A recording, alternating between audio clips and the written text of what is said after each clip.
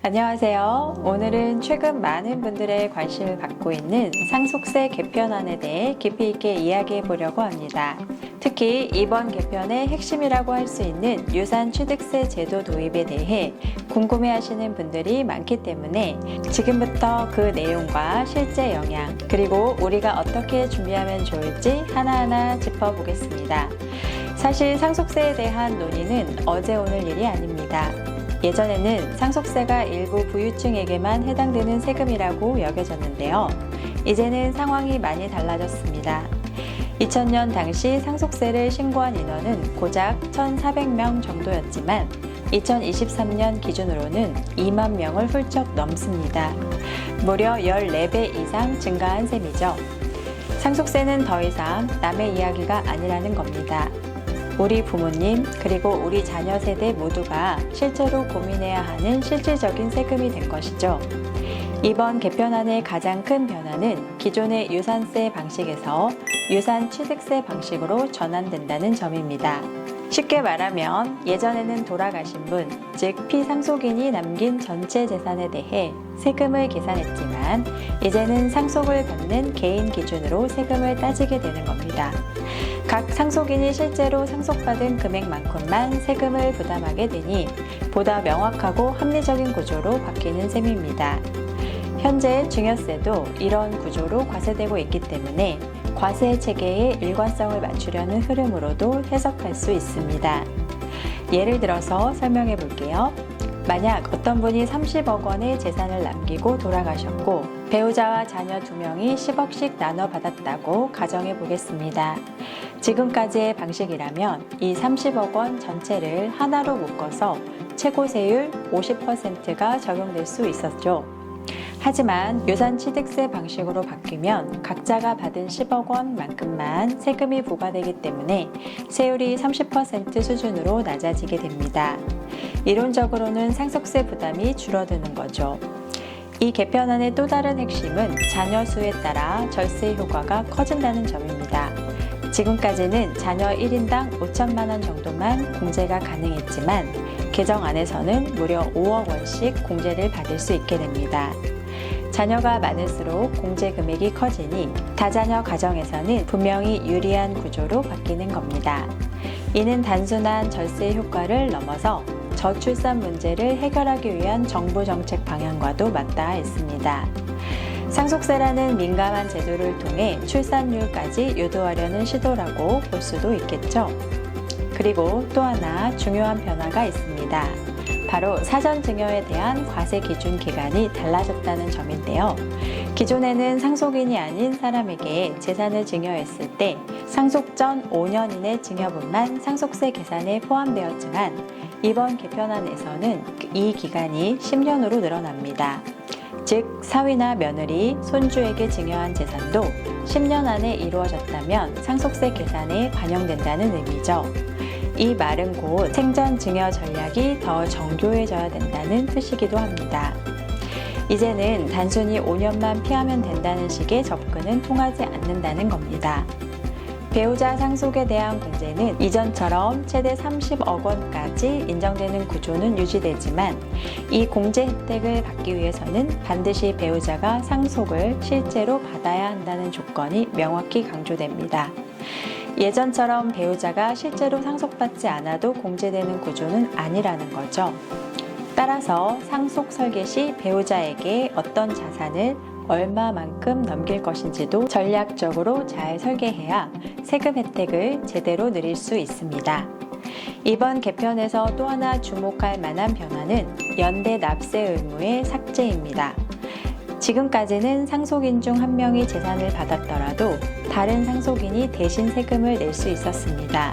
특히 어머니가 현금성 자산을 받고 자녀가 부동산을 상속받는 경우 어머니가 자녀 몫의 세금을 대신 내주는 식의 절세 전략이 자주 활용되곤 했는데요.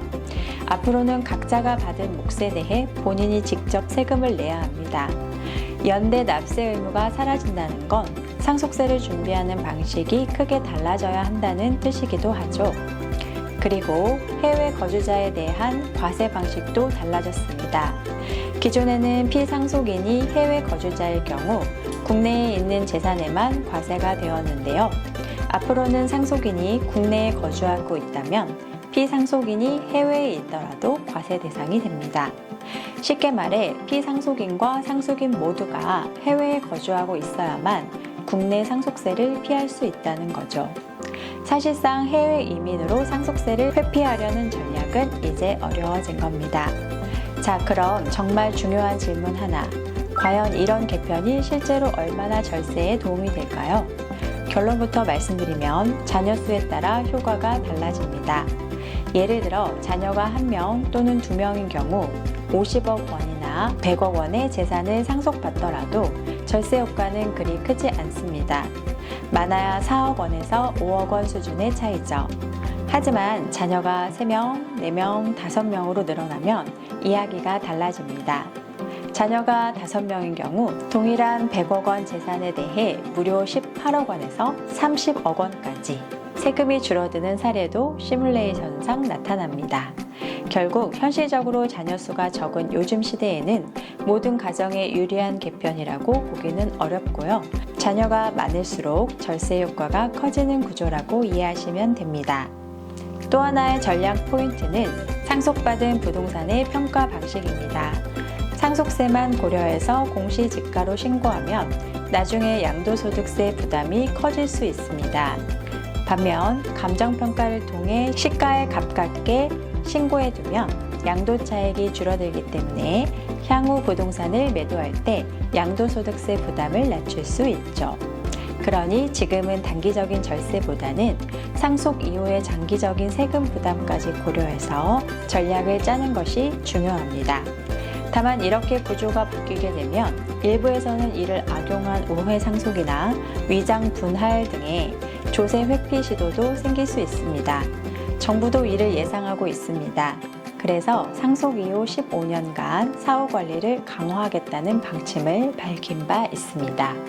단순히 명의를 나누거나 일부러 자산을 쪼개는 방식으로 공제를 많이 받으려는 시도는 오히려 불이익을 받을 수 있으니 매우 조심하셔야 합니다.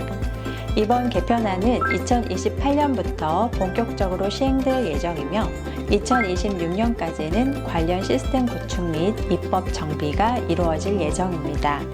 물론 정치적 상황이나 정책 우선순위에 따라 지연되거나 일부 내용이 수정될 가능성도 충분히 있기 때문에 앞으로의 흐름을 지속적으로 모니터링하고 미리 대응책을 세워두는 것이 매우 중요합니다.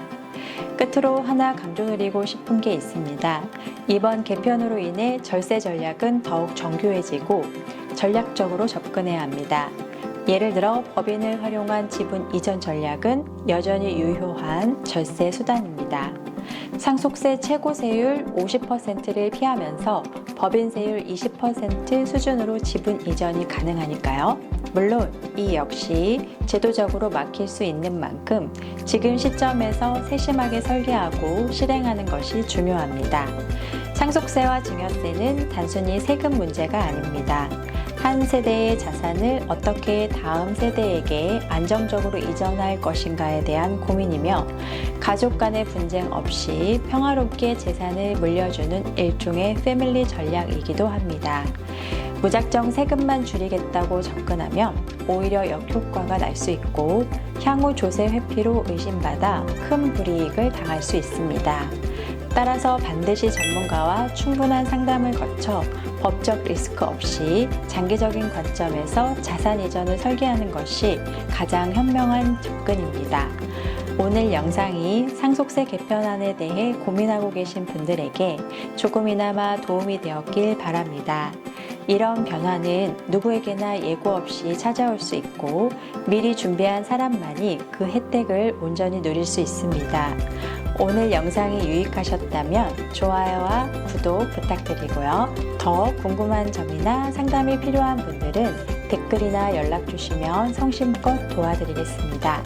지금까지 시청해주셔서 감사합니다. 여러분의 현명한 자산 이전과 절세 전략을 응원하겠습니다. 감사합니다.